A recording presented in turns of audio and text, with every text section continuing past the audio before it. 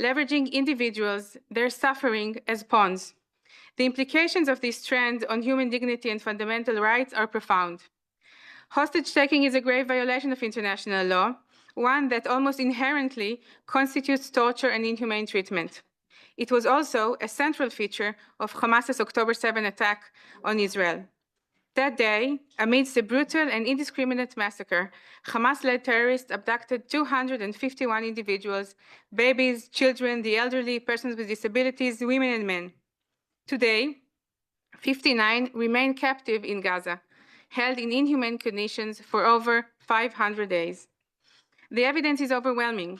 Testimonies from released hostages, their severely deteriorated physical state, and horrifying account of captivity confirm that those still held are being subjected to ongoing torture. Yet, the abuse does not end with the hostages themselves. Hamas deliberately inflicts suffering on their families, weaponizing uncertainty, fear, and grief. Many families were themselves victims of the October 7 atrocities. Some were abducted and later released, leaving behind loved ones in conditions they know firsthand to be inhumane. From the very first moments of the attack, Hamas broadcasted its crimes, live streaming murders and torture directly to victims' families, sometimes through the social media accounts of the victims themselves. Since then, Hamas has continued its psychological abuse, publishing videos of hostages begging for their lives and exposing the world to the horrors of their captivity. Just in the past few weeks, we have seen disturbing new tactics. For example, videos of hostages being forced to watch others being released, heightening their torment. A send timer sent to the mother of a hostage with this chilling message, "Time is running out." The toll on families, particularly on children, is immense. Joining us today to share their experiences are Rebecca Buchput and Lishai Lavi Miran, both mothers to young children who continue to wait for their fathers, Elkanah and Omri, to return home.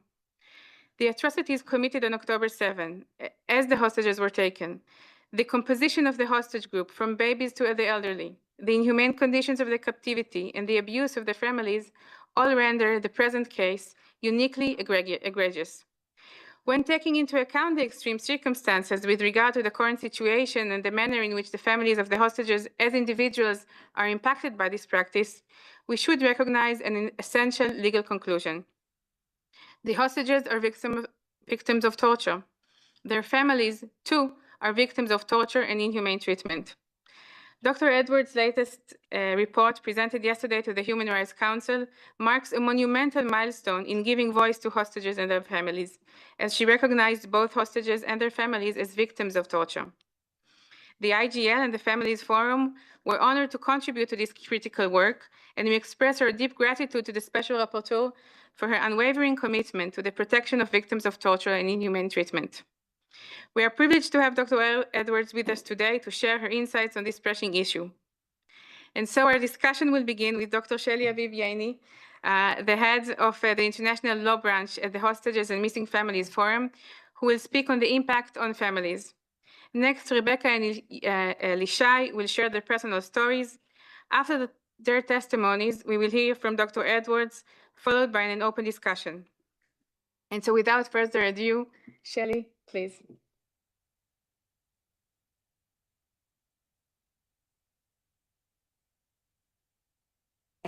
Dear friends, it is an honor to be here today, and I want to begin by expressing my deepest gratitude to the government of Germany, the International Association of Jewish Lawyers and Jurists for their sponsorship of this important event and for support in making this discussion possible. I also extend my sincere appreciation to Dr. Alice Edwards, UN Special Rapporteur on Torture, for her principled and thorough report. Her dedication, professionalism, and compassion provide essential guidance as we confront one of the most egregious crimes of our time.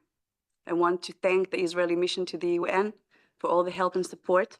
And most of all, I want to acknowledge the extraordinary courage of Rebecca and of Lishai, sitting here next to me, that will share their stories. Their voices carry the weight of unimaginable suffering, yet they stand before us relentless in their just fight. Their presence here is an act of defiance against silence, a call to the world to recognize the full extent of the crime committed. not only against those held in the tunnels of Gaza in captivity, but also against those left behind waiting. We all know by now that the hostages held under conditions that defy human comprehension. We know from testimonies of those who have returned that they are subjected to physical and psychological torture, deliberate starvation, extreme isolation, chaining, and beating. They are stripped of their dignity, denied medical care, and confined to airless tunnels where light and fresh air do not reach. This is not incidental. This is a deliberate, cruel attack. This is a systematic, calculated, and deliberate torture. The legal reality here is clear to us. Hostage taking is a war crime under international law, but it is also something even more profound. It is torture. We maintain that Hamas, what it's doing, meets every legal threshold for this crime, and I think that this will become very apparent from the testimonies that we will hear. Yet there is another truth that must be recognized today. The hostages are not the only victims. Their families, their loved ones, those waiting, suffering, tormented by the unknown, are also victims of torture. It's a deliberate campaign of psychological torture. For over 500 days, 515 today, these families have been held in unbearable limbo, deprived of any information about the fate of their loved ones, and the information that was shared was meant to anguish and torment, used as a weapon against them.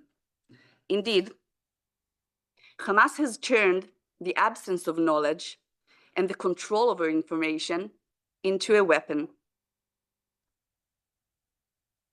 The families are subjected to an ongoing cycle of fear and false hope, forced to watch propaganda videos designed to inflict maximum suffering, videos in which their loved ones appear weak, hungry, thin, coerced into reciting messages under duress. The deliberate concealment of their fate, the refusal to provide proof of life, the intentional toying with their emotions. This is not just psychological cruelty. It's calculated strategy of torture, one that we have to acknowledge.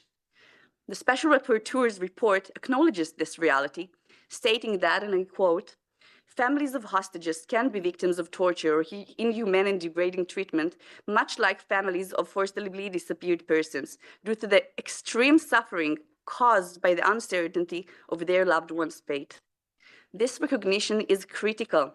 It affirms that the agony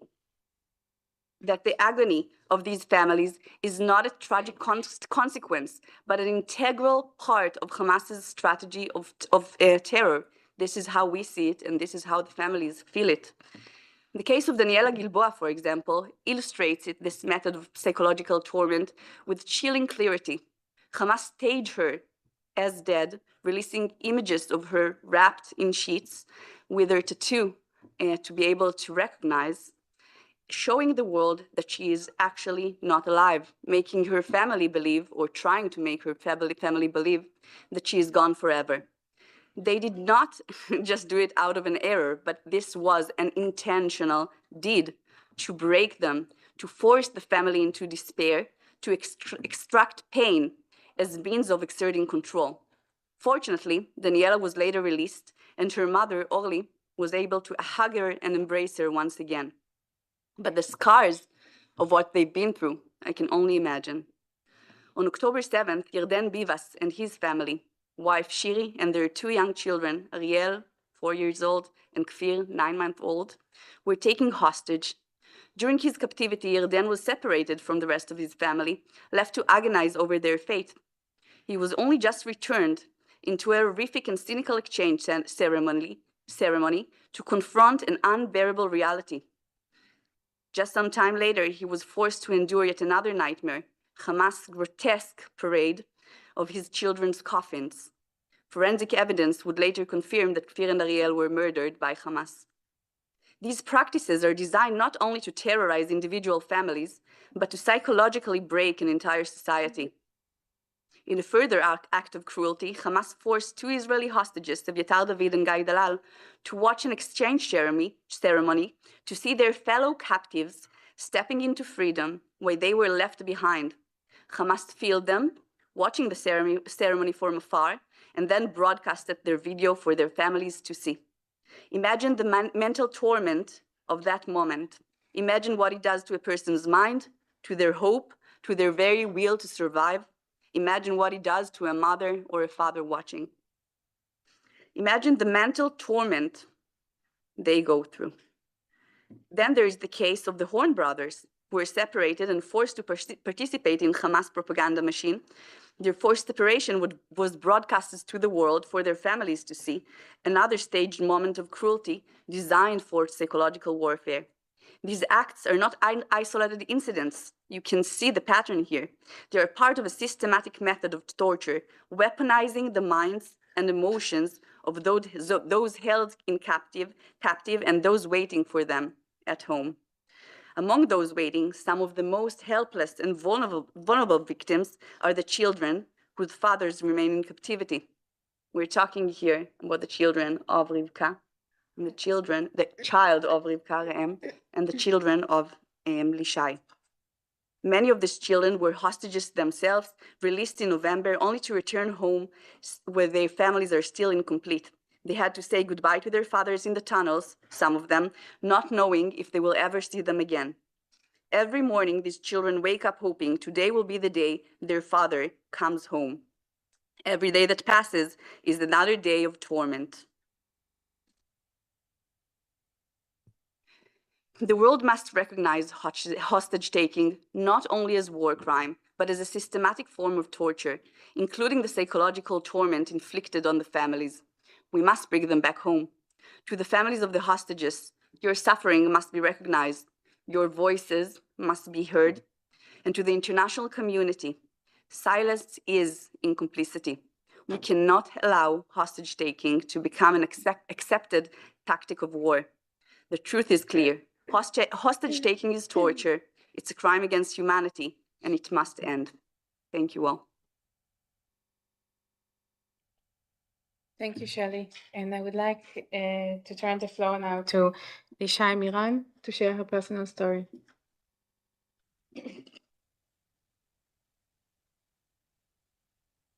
Hello, everyone. My name is Lishai Lavi.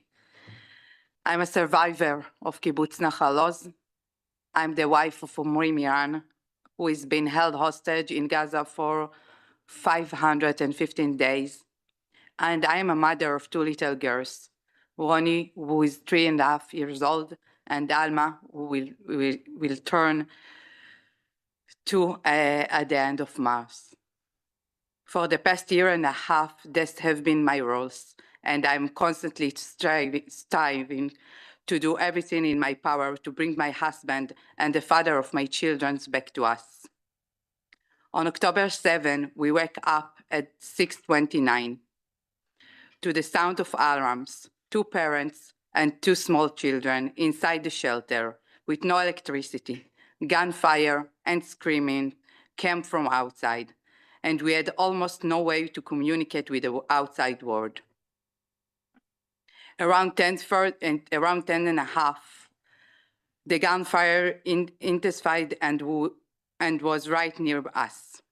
By 11, they had already entered our home, and we were taken hostage by 5 monsters.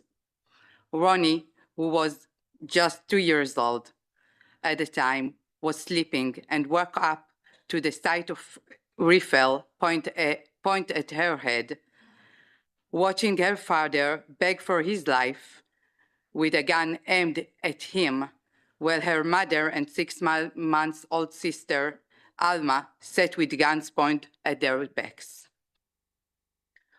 For hours, we were held hostage as a family, hours of gunfire, screaming, fires being set around us, rockets falling, and we sat there, not knowing what was going to happen while an RPG was pointed at us.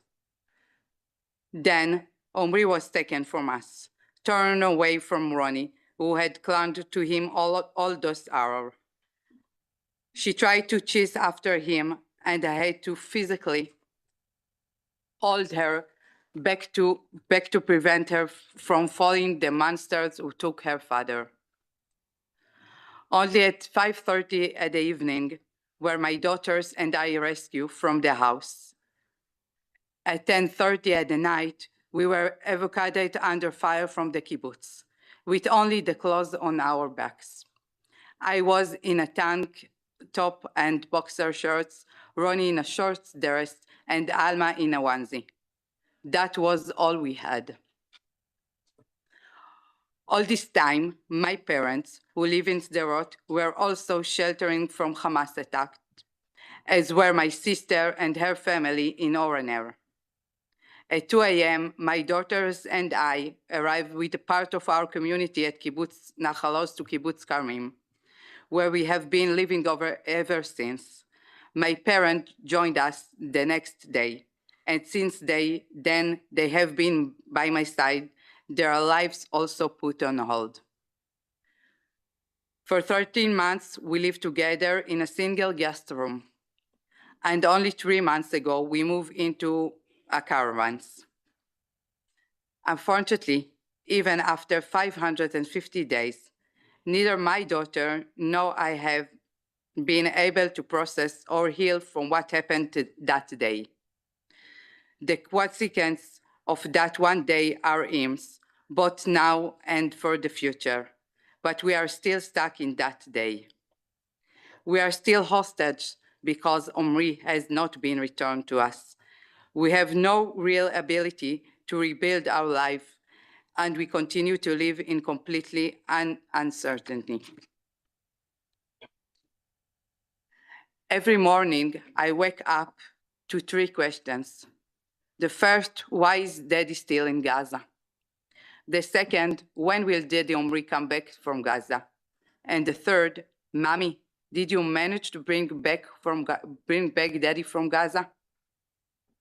3.5 and 2 years old children who already understand what evil is, who knows what Gaza is, who knows what a rifle is, children who witness and knows and experience daily the unbearable uncertainty of not knowing when or if their beloved father will return.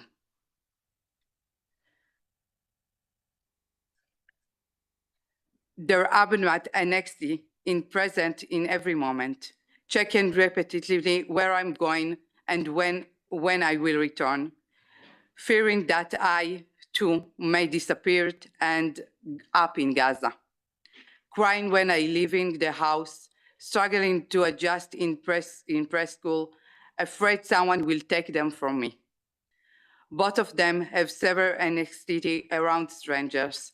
Alma is more pronounced. Her first instinct when anyone enters is to scream and cry. Ronnie constantly checks to see if it's the bad people who took their father. Talking to Ronnie, it's heartbreaking. She keeps returning to that day, trying to recall more details, trying to understand why they took her father. Who are the bad people who took him, and when will he come back? Their concept of family and home has also changed.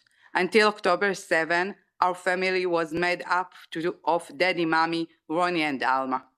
For the past year and a half, Grandpa and Grandma have been part of our core family. And Daddy exists, only in a picture. Alma knows him only through photo and doesn't truly understand what Daddy means. Ronnie talks to him and about him every day. It starts with "Good night, Daddy," every evening, and now she tells him everything she does at preschool and what she wants to do with him when he returns. She believes every candle, flower, or butterfly is a chance to make a wish, and her wish is always the same, that Daddy and everyone else come back from Gaza. This is just a glimpse into the reality my daughters have been living in for 515 days, and not just mine. 4 fathers are still alive in Hamas captivity: Omri, David, Elkanah, and Maxim. 11 fathers were murdered and remanded in Hamas captivity preventing their children from having any closures. 59 hostages are still there and their family waiting for them. When we talk about children's rights, I want you to picture Ronnie and Alma. Their basic right to live in safety taken from them on October 7. Their basic right to live in freedom taken from them on October 7. Above all, the basic right to live with their parents taken from them on October 7. We always promise our children that we will do everything we can to build them a better world. I'm truly trying, but I need your help. I need you to raise your voices loud and clear, with no room for doubt. Daddy Omri must be freed from Hamas captivity for Ronnie and Alma. Omri is the oldest living hostage in Hamas captivity.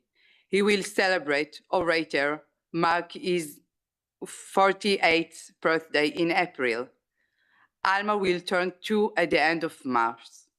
I cannot forget thinking my daughter having to mark these time-faced milestones without him once again. They have already missed so many moments with their father, so many essential experiences in these formative years. I'm asking you to raise your voice, to truly consider my daughter's best interest and their fundamental rights, and to help us to bring Daddy Omri and all of the hostages home. Thank you very much. Thank you, Lishai. Rebecca, please.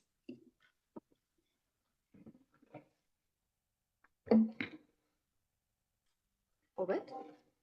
It's working? Okay.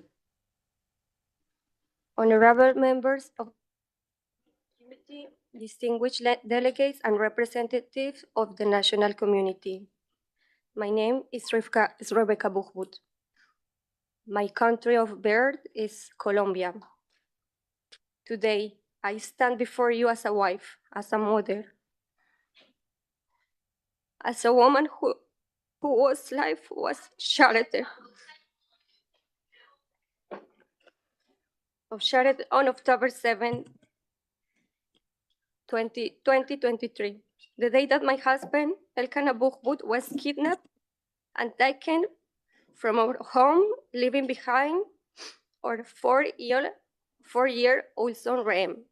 Elkanah was one of the organizers of the Music Nova Festival. When chaos and violence fell upon innocent people, he chose to stay and help instead of running away. That decision cost his freedom. A husband, a father, a man of peace. Before that day, we have dreams. Elkanah was about to open a small ice cream shop, a simple business to give our family stability. But instead of opening his doors, he has taken into the darkness of Gaza tunnels. While in captivity, President Petro granted him Colombia citizenship. I have received proof of life and heard from freed hostage about the extreme suffering he has endured. They tell us he is held dozens of meters underground in total darkness, breathing filthy air. He has asthma, making every breath a struggle. He is sick and without medical care, and yet he holds onto hope. A freed hostage brought me his message. He told me to be strong. He asked me to listen a song called Warrior. So I tried to be a warrior here. My child, Rem David, who cannot understand what is cruelty. But what about my child? Every morning he wakes me up asking me, where is my daddy coming back? He trusts our family. This driving His father is colorful, full of life, but he dressed himself and me in pale shades, with half smiles and messy hair. I have shown him to believe his father will return. But what does it mean in this mind? His mother and he are fighting away. It's not captivity, it's suffering. The hostages are not prisoners. They are suffering. My husband has no food, no air, no light. He's starving deep under the ground. While the war carries on. But my husband is not a political figure. He's a father, a son, a man of peace, who only wanted to build a simple life with his family. And yet, the war has not do enough to bring him back. 515 days. How many more? On October 7, 252 innocent people were kidnapped in Gaza. Today, 24 remain alive, including my husband. We have proof of life, and yet, what now?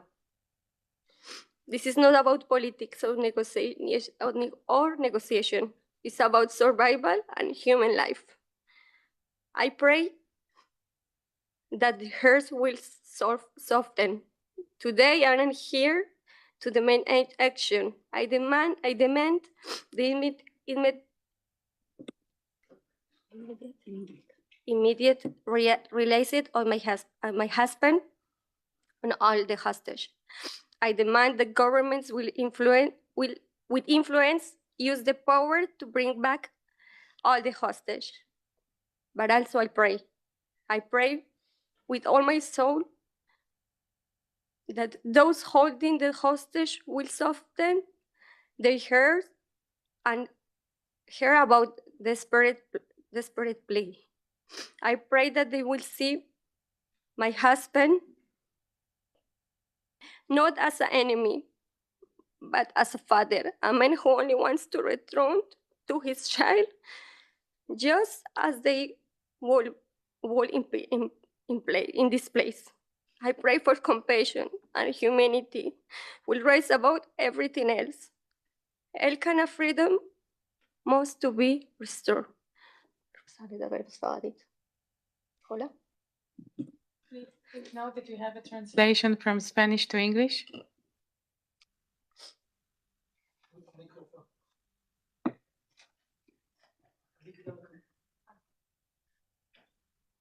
Caja.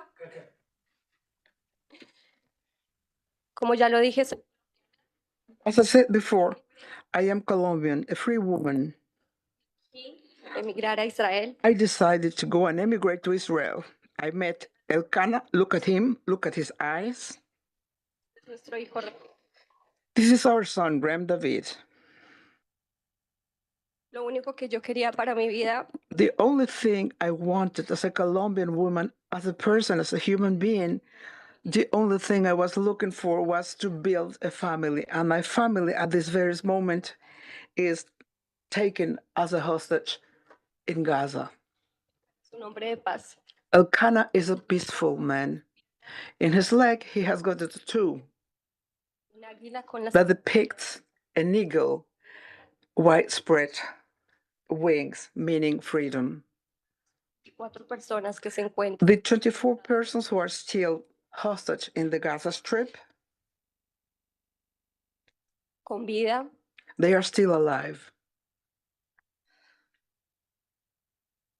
necesitan regresar a sus casas. They need to come back home. Pido hoy ante todo el pueblo And a request to you all, to all the people who are listening to me.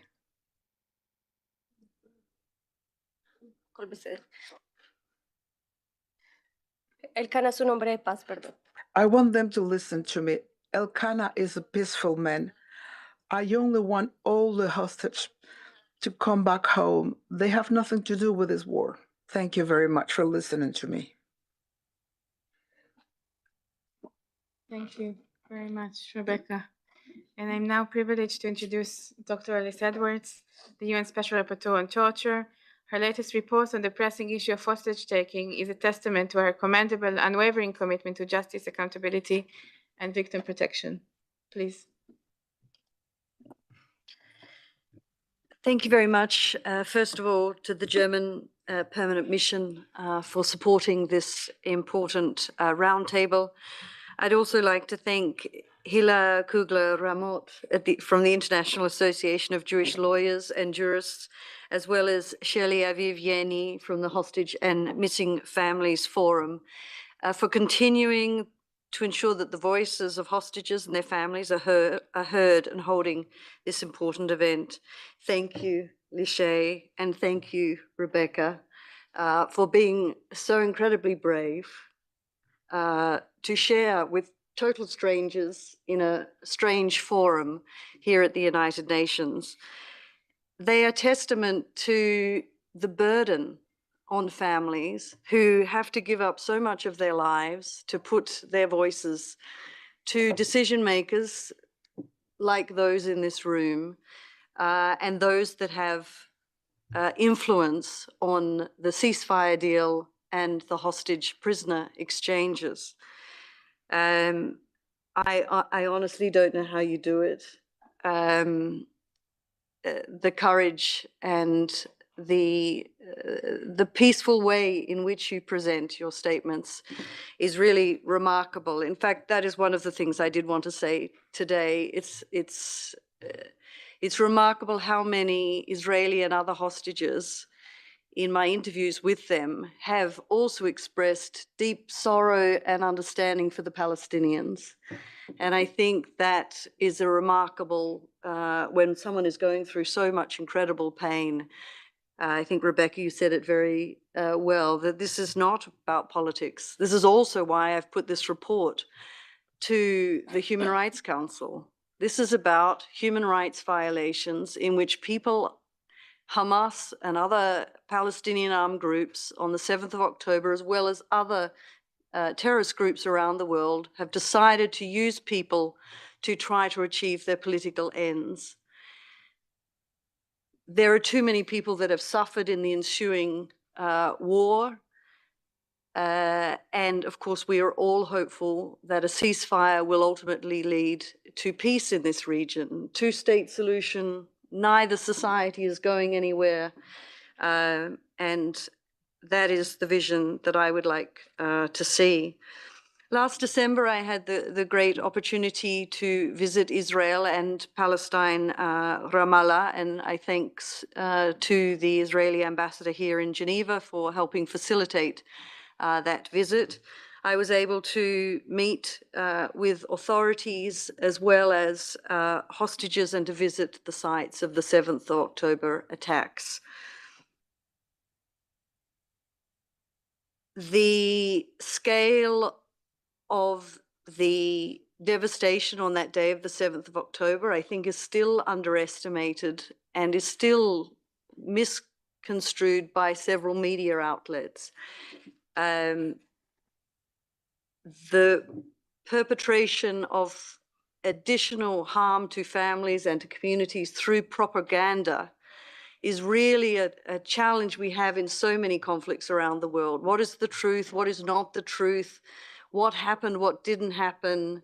And of course, that is part of the need for having independent and impartial actors available on the ground to be able to report on those facts. Hostage taking, as I said yesterday, is a cruel game. And it is torture, plain and simple, and cruelty. And beyond even the families and the direct victims themselves, I mean, one can feel and see even in this room the impact that it has on everyday people when hearing about these atrocities. In many different hostage taking events, even if it is one single soul that has been taken, sometimes entire communities are rally around that person and their family. And we've seen that in Israel also. I also am very much touched by the fact that even when families are released, the call is for all the families to be released, that no one should be left behind. The torture framework obligates states to investigate and prosecute hostage taking. I expect the International Criminal Court to make further indictments in respect of the hostage taking side. I've called for states to explicitly recognize hostage taking as a form of torture and to take steps to eradicate it, including investigating and prosecuting hostage taking wherever and by whomever has undertaken, including those who aid and abet hostage taking, which could take all kinds of different forms. I believe sanctions and stepped up sanctions could be imposed, and also exercising universal jurisdiction, where if a hostage taker or anyone associated steps into another territory, they also can be prosecuted. We need to start making hostage taking a costly endeavor. Right now, it is a low cost, high reward crime. And we need to start reversing this by implementing fully the International Convention against the taking of hostages, but also to prosecute under national and international laws those perpetrators.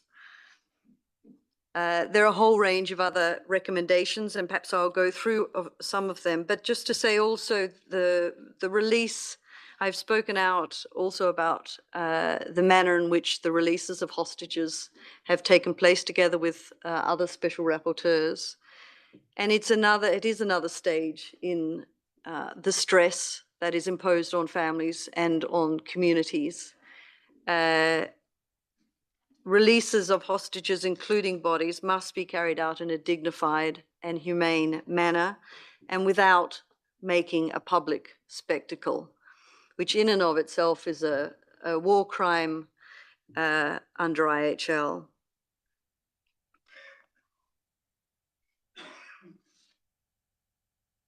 The impact, my report also goes into the impact on children, and I also heard when I was in Israel about the torment on children, just not being able to understand, and really the long-term need for rehabilitation and understanding for the children, not only of the hostages, but also those who've been orphaned on the 7th of October.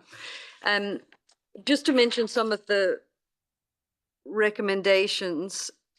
First of all, the importance of legal classification of the family members. We do this in the context of persons who've been forcibly disappeared.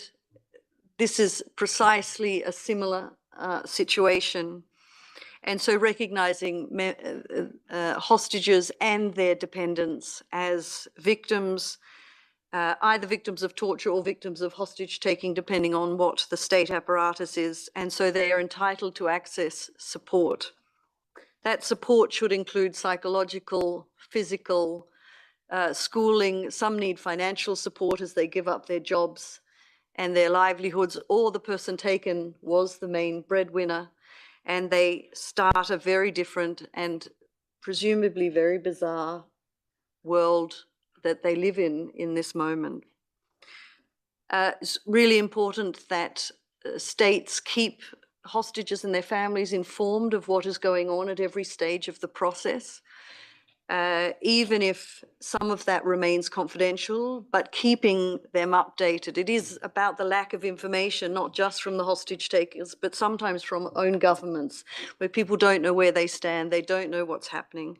It's really important that information is provided to families.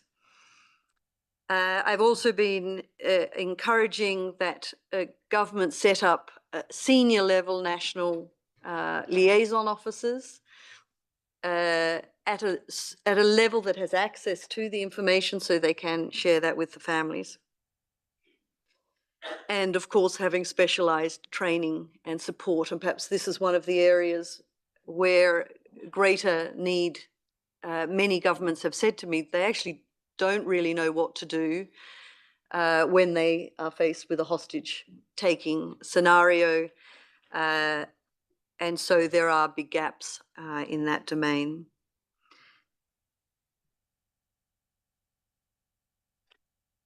The other, apart from the need for support, and I applaud Israel in this regard for having set up a number of administrations which are geared and oriented to supporting the hostages and their families, as well as the quick, rapid response of Shelley and her partners in setting up the Families Forum. But at the UN level, I'm shocked to learn that there is no single entity or person responsible for hostage taking. And I'm calling on the Secretary General to appoint an SRSG on hostage taking, obviously with the support of member states. And I think that is part of the reason why, and I share the sentiment about not long after the 7th of October, there was a real silence from the United Nations. And without someone who's dedicated, who's apolitical, who can speak to the families, take their stories forward, understand what the families want and need, and liaise with their governments as well as others, I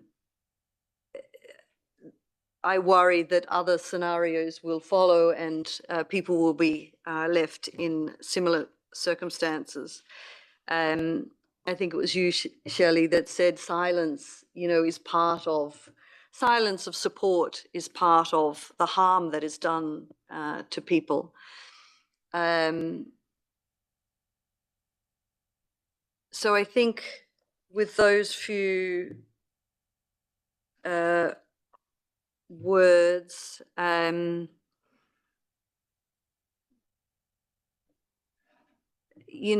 really important thing here is to put people first.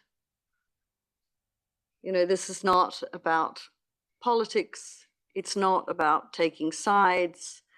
It's about human beings that have had their lives upturned from one day to the next. And many being in the wrong place at the wrong time, such as the Nova Festival, and others just simply being at home. So nothing that happened on the 7th of October is acceptable. I hope such events will never be repeated. I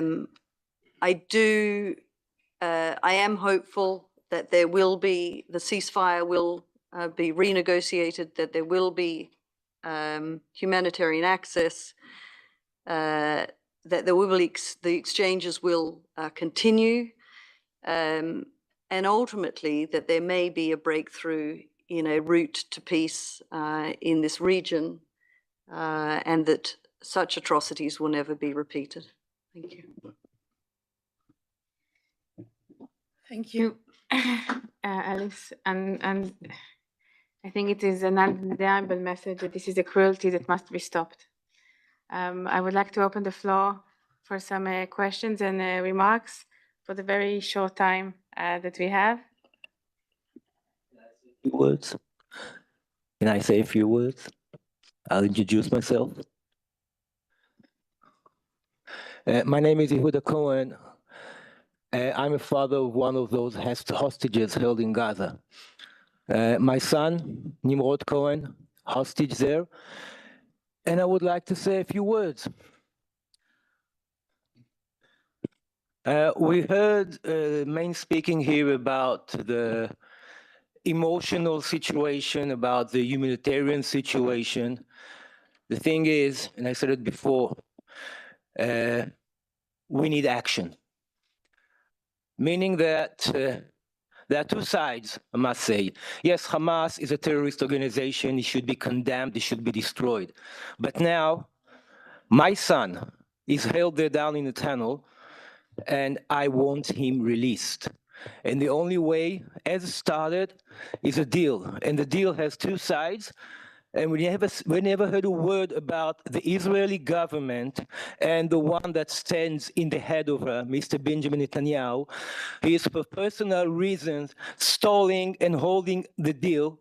Because of him, all the hostages, the ones that's still alive, the ones that were not murdered till now, are kept there because he's refusing to go for a ceasefire, by the way, things that the Israeli nation needs to. And he's, for personal reason, for saving his coalition, is preventing a deal. So we need action, and action is on both sides. Along of action against Hamas, we need to pressure our government. I'm sorry to say it's my government. I'm ashamed of my government. But my government needs to be pressured to go for a deal. Thank you. Please.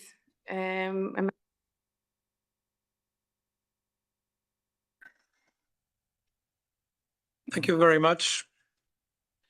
Thank you, Hila Kugler-Ramot, for organizing this on behalf of the International Association of Jewish Lawyers. Thank you to the German mission that co-sponsored this event. Thank you to Dr. Shelley Aviv Yaini for all what you are doing.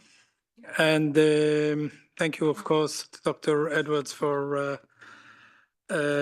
your report and your words here today. I want to especially begin by thanking both Lishai and Rivka, and I'll just say in Hebrew just two words. תודה רבה על האומץ שלכם להופיע פה היום. Muchas gracias, ממש דיברתם מהלב, וזה נוגע לאנשים בלב. I would like to also express solidarity with Yehuda, who is very painful about his son, Nimrod, who has been in captivity, like your members of families, Lishai and Rebecca, for 515 days. We heard here about the terrible conditions that the Israeli hostages are in, and about the unimaginable impact it is having on the families, and of all of Israelis, but especially on the families. I really want to thank Dr. Edwards for acknowledging the suffering of Israeli civilians, for going to Israel, to listening to Israelis and understanding the situation. You have some very important recommendations, including the importance to make the hostage-taking a costly endeavor for those who have been involved in them, and also a costly endeavor for those who have supported and still are supporting the terrorists, the Hamas in our case. You're also talking about, and this is extremely important, recognizing the hostages and their families as victims, not only the hostages. And you are brave in calling out the UN for being silent for such a long time, until Parmila Paten, the special representative of the Secretary General, had the courage to speak the truth about the sexual violence happened on 7th of October. So I just wanted to thank you on behalf of Israel, Dr. Edwards, for speaking the truth and doing it in an important report, and hoping that many of your recommendations will be adopted by the UN and by those who need to adopt them, so that we can see all hostages and all the hostages in the hands of Hamas return immediately now to their families, to the state of Israel. Thank you very much. Ambassador Miran, Her Excellency, the Ambassador of Germany, please. Thank you very much for Toda Rabba, for coming here also to Geneva, for speaking up, having the courage to tell your stories here and sharing it. And also thank you very much to the Special Rapporteur for your latest report, and also calling it a violation against human rights. And so thank you very much also for others speaking up and sharing it. Germany remains committed to calling for the hostages to come home and also talking to the Israeli government. And we will also remain doing that. And so you can count on Germany in this respect. Thank you very much.